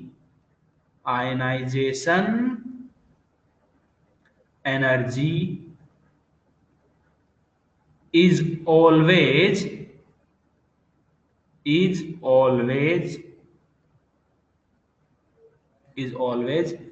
an endothermic process. हमेशा कैसा प्रोसेस होता है? एक एंडोथर्मिक प्रोसेस होता है। मतलब डेल्टा एच का वैल्यू क्या? पॉजिटिव। इसका मतलब क्या है कि डेल्टा एच का वैल्यू क्या होता है? पॉजिटिव होता है। बराबर है कि नहीं? बोलो। ओके, देन अब बात करते हैं, जैसे इसको मेजर किस में करते हैं? क्या देन हम बात करें कि इसको मेजर किस में करते हैं? तो बताइए एनर्जी को मेजर किस में करेंगे? कैलोरीज में, जूल्स में, इलेक्ट्रॉन वोल्ट, बराबर है कि नहीं? तो इसको हम मेजर किस में करेंगे? तो ये भी पॉइंट लिख लीजिए। इट इज मेजर्ड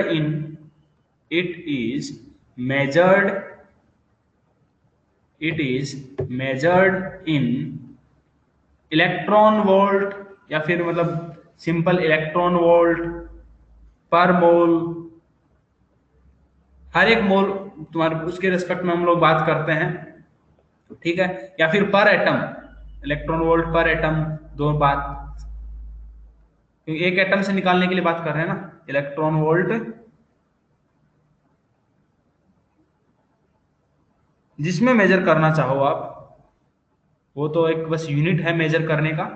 ओके, तो इलेक्ट्रॉन वोल्ट पर एटम, या फिर मैं आपको बोल दूं कैलोरी या फिर किलो कैलोरी, या फिर किलो कैलोरी पर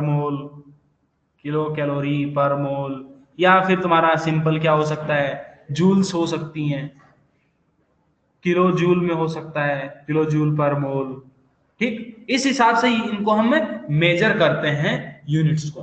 ठीक, अब जैसे कि आपको एटॉमिक स्ट्रक्चर में आप लोगों ने पढ़ा होगा 1 इलेक्ट्रॉन वोल्ट पर एटम, 1 इलेक्ट्रॉन वोल्ट पर एटम किसके बराबर होता है?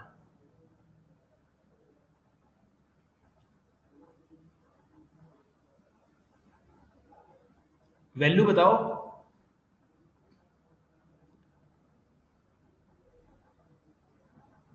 एटॉमिक के अंदर पढ़ा है तुम लोगों ने, इलेक्ट्रॉन वोल्ट वगैरह, जूल्स।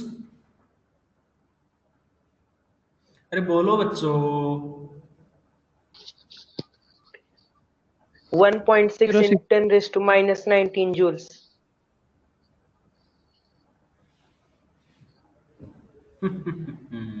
अच्छा, पर मोल?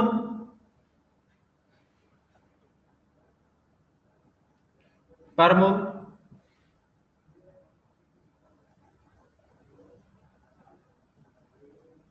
बताओ।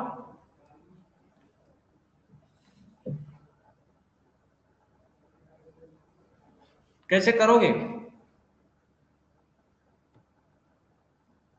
अरे भाई देखो, 1 इलेक्ट्रॉन वोल्ट अगर आप कैलोरीज में निकालोगे तो तुम्हारे पास जो ये किसके बराबर होता है? अगर पर मोल निकालना है तो 1.6 इंटू 10⁻⁻19 इंटू वॉट, इंटू बताइए जल्दी से क्या होता है?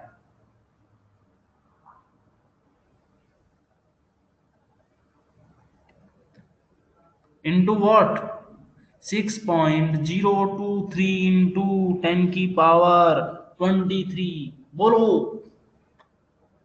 होता है कि नहीं? ये किस में आएगा? ये आपका आता है जूल्स में। ये किस में आता है?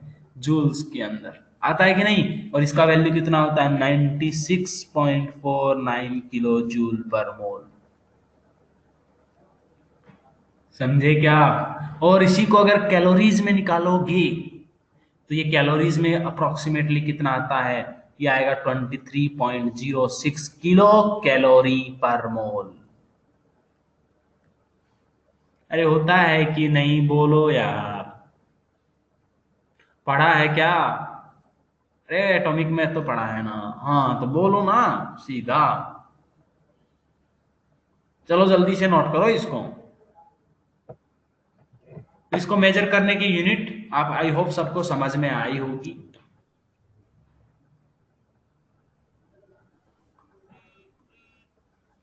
ओके, हरे रामा राम राम। नोट किया कि नहीं? सर ये 1 मोल का इलेक्ट्रॉन वोल्ट है ना? बिल्कुल, देखो मैंने पर मोल लिखा है, लिखा है मैंने पर मोल लास्ट में। क्यों? देखो 6.023 इंटू 10⁻23 एटम कितने हो जाएंगे? 1 मोल एटम। और एक एटम तुम्हारा उसके ऊपर चार्ज के हिसाब से मैंने लिखा 1.6 इंटू 10⁻⁻19। ठीक, चलिए जल्दी से नोट करिए अब इसको। अब देखिए, अब हमने हमने देखा कि किसी भी न्यूट्रल गैसियस एटम, मतलब m गैसियस, कोई मेरे पास एटम है किसी स्टेट में, कोई भी न्यूट्रल गैसियस एटम है। ओके, इसको निकालने के लिए मान लीजिए मैंने E1 एनर्जी दी। क्या दी? E1 एनर्जी दी।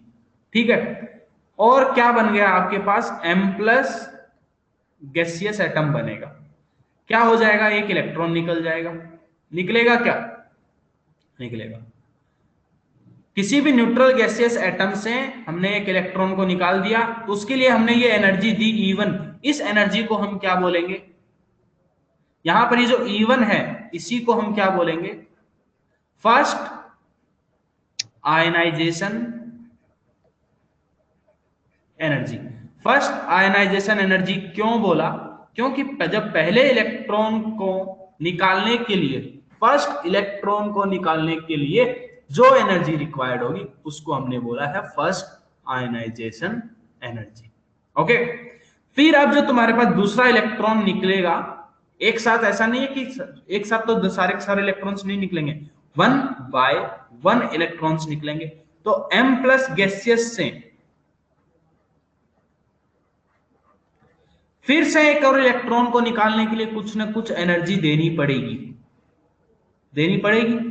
एक और इलेक्ट्रॉन निकालना है, उसको निकालने के लिए भी कुछ ना कुछ एनर्जी देनी पड़ेगी। तो ये बताओ तुम्हारे पास अब क्या बन जाएगा, M2 प्लस गैसियस बनेगा और साथ में इलेक्ट्रॉन। ये जो एनर्जी होगी, इस एनर्जी E2 को, जो दूसरी बार आपको इलेक्ट्रॉन को निकालने के लिए एनर्जी लगा, इस एनर्जी को आप क्या बोलोगे? इस एनर्जी को आप क्या बोलोगे? आयनाइजेशन एनर्जी 2 या फिर सेकंड आयनाइजेशन एनर्जी। ठीक है क्या? ये तुम्हारे पास ये जो एनर्जी होगी इसको हम क्या बोलेंगे? सेकंड आयनाइजेशन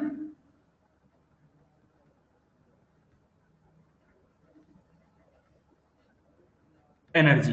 ओके, देन ऐसे ही अगर मैं यहां पर फिर से एक और इलेक्ट्रॉन निकाल दूं M2 प्लस गैसियस में से, नोट करते जाना एक चीज ध्यान करने वाली, वो क्या कि देखो मैं बार बार ब्रैकेट में गैसियस लिख रहा हूं, क्यों? क्योंकि हमने ये कौन से स्टेट के लिए डिफाइन की है? गैसियस स्टेट के लिए डिफाइन की है, समझे कि नहीं? हमने बात ही किसके लिए की है? तुम्हारे पास आइसोलेटेड गैसियस एटम, उसके अंदर से इलेक्ट्रॉन निकलना चाहिए, समझे क्या? अब देखो, इससे मैं फिर से निकालने के लिए, एक और इलेक्ट्रॉन निकालने के लिए मैं जो एनर्जी दूंगा, उस एनर्जी को मैं क्या बोलूं बेटा? क्या बोलूं? अब आप लोग बताइए। Third ionization energy. बिल्कुल मिलेगा उत्कर्ष सर, बिल्कुल मिलेगा। बहुत प्रॉब्लम आ रहा है। ओके, क्या बोलेंगे?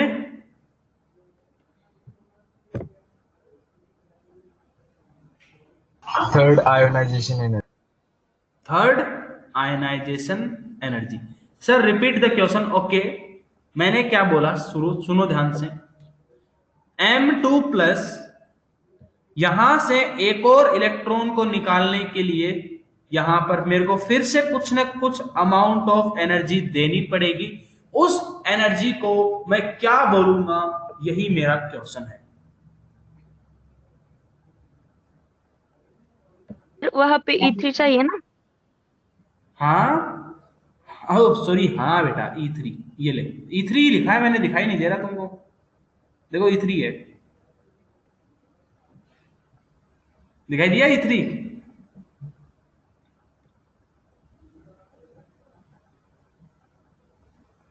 चलिए देखिए, इस एनर्जी को मैं क्या बोलूंगा? इस एनर्जी को मैं बोलूंगा, E3 जो है तुम्हारे पास, उसको बोलूंगा थर्ड आयनाइजेशन एनर्जी। किसकी? Of element. Third ionization energy. और ये किसकी? एलिमेंट, जो M एलिमेंट मैंने लिया था उसके अंदर से एक एक करके तीसरा इलेक्ट्रॉन निकला है, इसलिए ये सारी एनर्जी किसकी है? ऑफ एलिमेंट, उस एलिमेंट की। बोले क्या? चलिए, ये चीज तो समझ में आई होगी आपको। अब देखो, जो सेकेंड आयनाइजेशन एनर्जी है, जो मैंने लिखा, जो E2 है, इसको मैं और क्या लिख सकता हूं? ऐसे भी लिखा हुआ मिल सकता है आपको, IE1। IE1 इसका मतलब क्या है? IE1 अगर लिखा हुआ मिल गया, इसका मतलब क्या है? Ionization energy 1। पहले इलेक्ट्रॉन को निकालने के लिए लगने वाली एनर्जी को हम क्या बोलेंगे? Ionization energy 1। चमका ये चीज। देन ऐसे ही जो E2 है, इसको मैं क्या बोल सकता हूं? Ionization energy 2, IE2। किसका? Of element M। M जो एलिमेंट है उसका आयनाइजेशन एनर्जी 2। क्यों? क्योंकि उसमें से दूसरा इलेक्ट्रॉन निकला है। बोलो। ऐसे ही जो E3 है, उसको मैं क्या बोल सकता हूं? Ionization energy 3। क्या मैं ये बात बोल सकता हूं? बिल्कुल बोल सकता हूं। ओके, ये चीज सबको समझ में आया कि नहीं? पक्का? ओके, चलिए अब देखो ध्यान से, जब मैंने, ध्यान से सुनना मेरी बात, जब मैंने दूसरा इलेक्ट्रॉन निकाला, क्या, जब मैंने सेकंड इलेक्ट्रॉन निकाला, तो वो कहां से निकला? M प्लस से। वो कहां से निकला? M प्लस के अंदर से निकला, राइट? वो कहां से निकला? M प्लस के अंदर से निकला। निकला कि नहीं? तो जो मैंने आयनाइजेशन एनर्जी 2 बोली यहां पर, देखो ध्यान से, इसको मैं और क्या बोल सकता हूं? IE2, यहां पे जो एनर्जी लगा, और मैं इसको क्या बोल सकता हूं? किसका? Of M gaseous. या फिर मैं इसको ऐसे भी बोल सकता हूं कि नहीं, आप लोग बताइए, ionization energy 1 of M plus. M plus के अंदर से पहली बार इलेक्ट्रॉन निकला, तो उसके अंदर से इलेक्ट्रॉन को निकालने के लिए जो एनर्जी लगेगी उसको आप क्या बोलोगे? पहला आय, बराबर है कि नहीं? पहला एनर्जी मतलब IE1। और अगर न्यूट्रल गैसियस एटम के लिए मैं बात कर रहा हूं वहां पर, तो वो क्या है? IE2। तो IE2 of M and IE1 of M plus, क्या दोनों सेम है? हाँ। ऐसे ही जो मैंने यहां पे लिखा, इसको मैं और क्या क्या लिख सकता हूं, देखना। कई बार तुमको ऐसे जेई एडवांस में ऐसे ही लिखा हुआ मिलेगा। क्या तुमको एडवांस के अंदर यही सब लिखा हुआ मिलेगा? क्या आपको IE3 आपने लिखा किसका?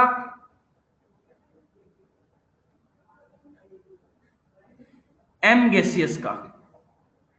या मैं क्या लिखूं? M2 प्लस जो है उसमें से पहली बार इलेक्ट्रॉन निकला, क्या? M2 प्लस के अंदर से फर्स्ट टाइम इलेक्ट्रॉन निकला, तो M2 प्लस के लिए वो किसकी तरह काम कर रही है? वो एनर्जी आयनाइजेशन एनर्जी 1 की तरह। तो इसको और क्या बोल सकता हूं? IE1 किसके लिए? M2 प्लस के लिए। या मैं क्या बोल सकता हूं कि भैया देखिए, M2 M प्लस के बाद जब यहां पर, इसके बाद तो दूसरी बार इलेक्ट्रॉन निकला है, M के अंदर से तीसरी बार इलेक्ट्रॉन निकला, इसलिए उसको IE3 बोला। M प्लस 2 से पहली बार निकला, इसलिए उसको IE1 बोल दिया। M प्लस से दूसरी बार इलेक्ट्रॉन निकला, तो ये जो एनर्जी है इसको और क्या बोला जा सकता है? IE2 किसके लिए?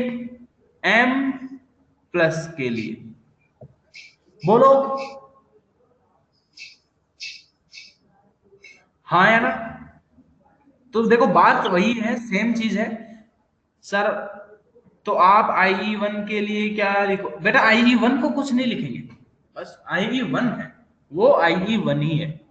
IE2 और IE3 जो होगी उसके लिए हम ऐसे दूसरे दूसरे के टर्म में भी लिख सकते हैं। ओके, ओके, तो जल्दी से नोट करिए इस चीज को फटाफट।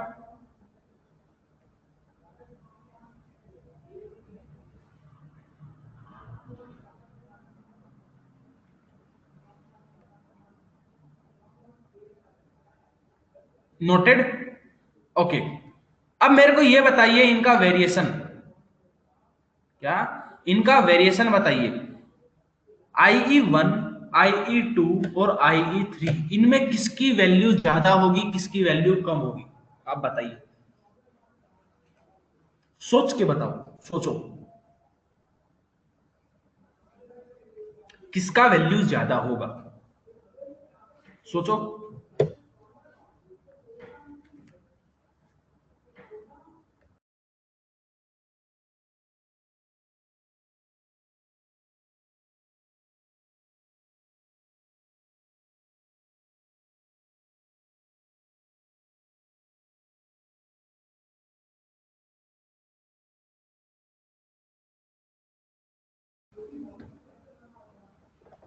क्या है, मैंने क्वेश्चन फिर से रिपीट कर रहा हूं।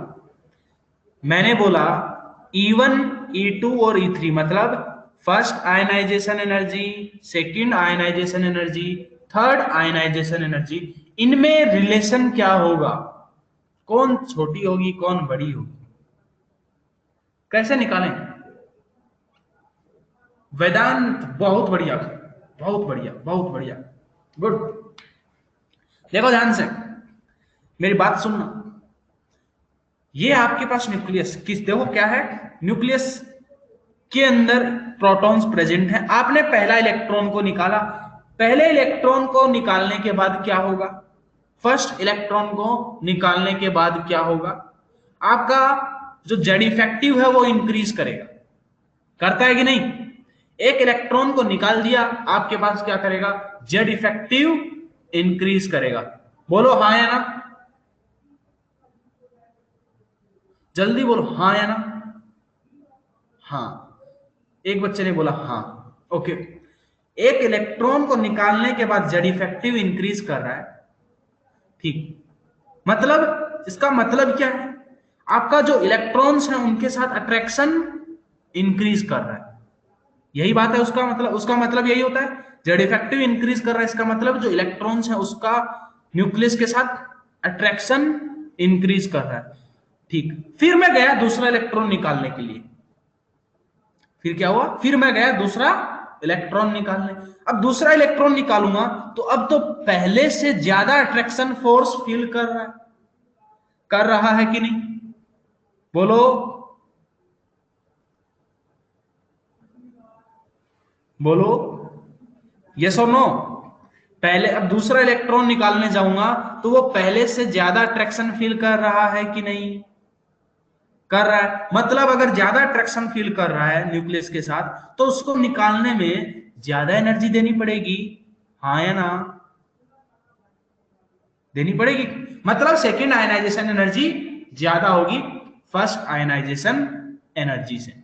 सेम टू सेम केस, दो इलेक्ट्रॉन मैंने अब निकाल दिए, अब मैं गया तीसरा इलेक्ट्रॉन निकालने, अब फिर से एक इलेक्ट्रॉन कम हो गया, एक इलेक्ट्रॉन कम हो गया तो जेड इफेक्टिव आपका और इंक्रीज कर गया, किया क्या, जेड इफेक्टिव आपका और इंक्रीज कर गया। मतलब अब जब मैं तीसरा इलेक्ट्रॉन निकालने के लिए जाऊंगा, क्या, जब मैं थर्ड इलेक्ट्रॉन निकालने जाऊंगा तब आपको और एनर्जी देनी पड़ेगी, क्योंकि अब तो और ज्यादा जेड इफेक्टिव इंक्रीज कर गया, राइट, क्योंकि इलेक्ट्रॉन का अट्रैक्शन इंक्रीज कर गया।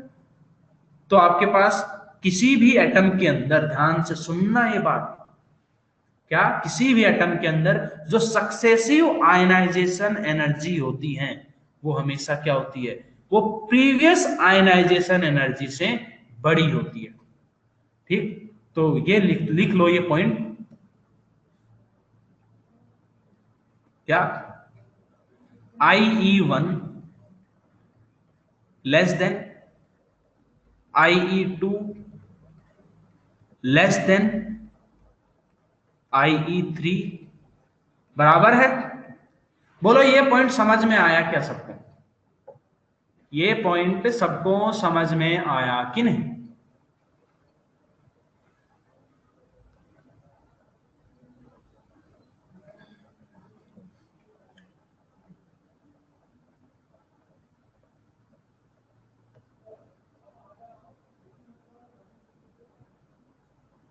नोट करो जल्दी से इस पॉइंट को, अंडरस्टूड, गुड गुड। तो ये पॉइंट लिख लीजिए, successive ionization energy, successive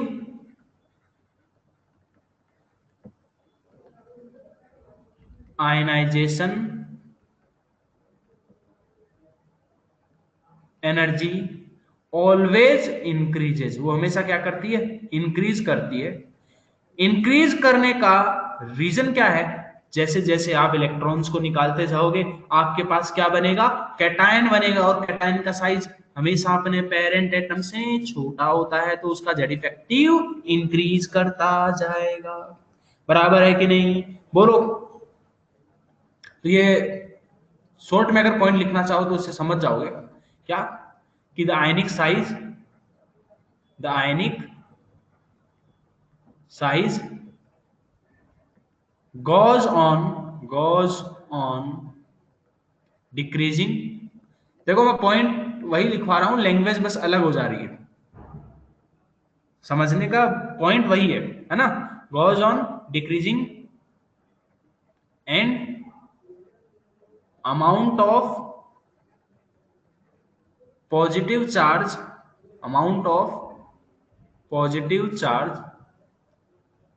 goes on increasing, right?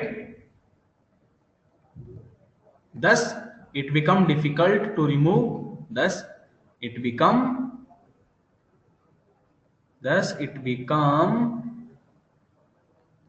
difficult to remove electron. इसलिए इलेक्ट्रॉन को रिमूव करना क्या हो जाता है, डिफिकल्ट हो जाता है, है ना। तो रिमूव इलेक्ट्रॉन, और आपको ज्यादा एनर्जी की जरूरत पड़ती है। ये पॉइंट को लिखिए, फिर हम लोग क्लास एंड करते हैं। और कोई भी डाउट है आज की क्लास में तो पूछो।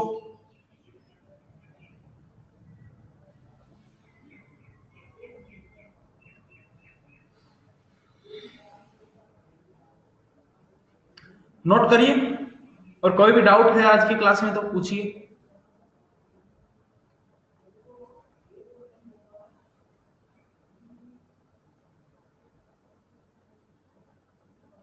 सर पर बहुत लैग होता है।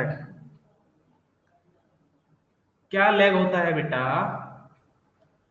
लैग हो रहा है क्या? कितने लोगों के साथ लैग होने की प्रॉब्लम आ रही है?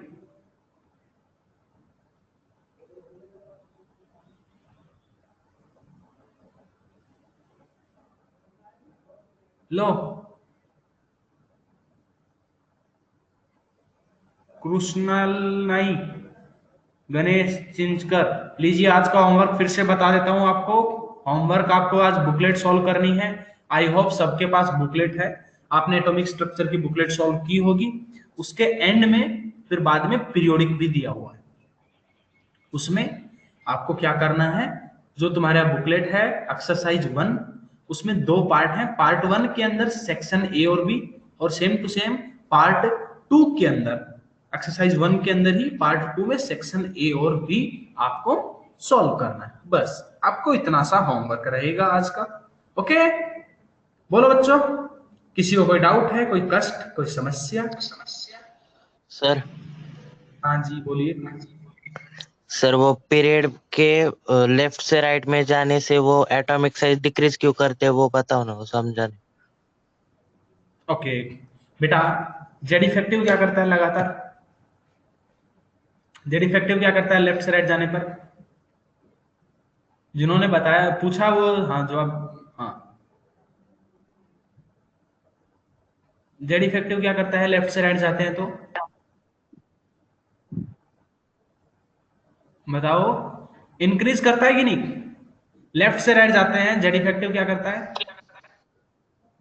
इंक्रीज करता है, right. Okay, Z effective increase करता है, इसका मतलब तुम्हारे पास इलेक्ट्रॉन्स का अट्रैक्शन जो है न्यूक्लियस के साथ वो इंक्रीज करता है, हाँ है ना। बोलो क्या करता है? इलेक्ट्रॉन का अट्रैक्शन इंक्रीज करता है, और इलेक्ट्रॉन जो है सेम पीरियड के अंदर सेम सेल के अंदर एंटर होते हैं। सेम सेल के अंदर इलेक्ट्रॉन्स एंटर होते हैं सेम पीरियड में। तो अगर अट्रैक्शन इंक्रीज कर रहा है तो साइज क्या होगी? कम होगी। साइज कम होगी तो लेफ्ट से राइट जाने पर हमारा साइज क्या कर रहा है? डिक्रीज कर रहा है। चलिए, और किसी को कोई डाउट है तो पूछो। क्लियर हुआ आपका डाउट?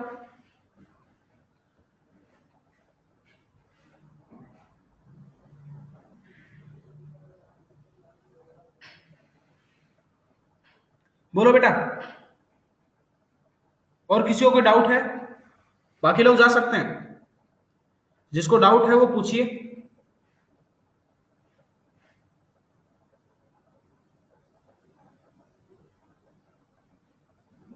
कोई भी आज तक का कोई भी डाउट है, डीपीपी का, थ्योरी का, कोई भी डाउट है पूछो।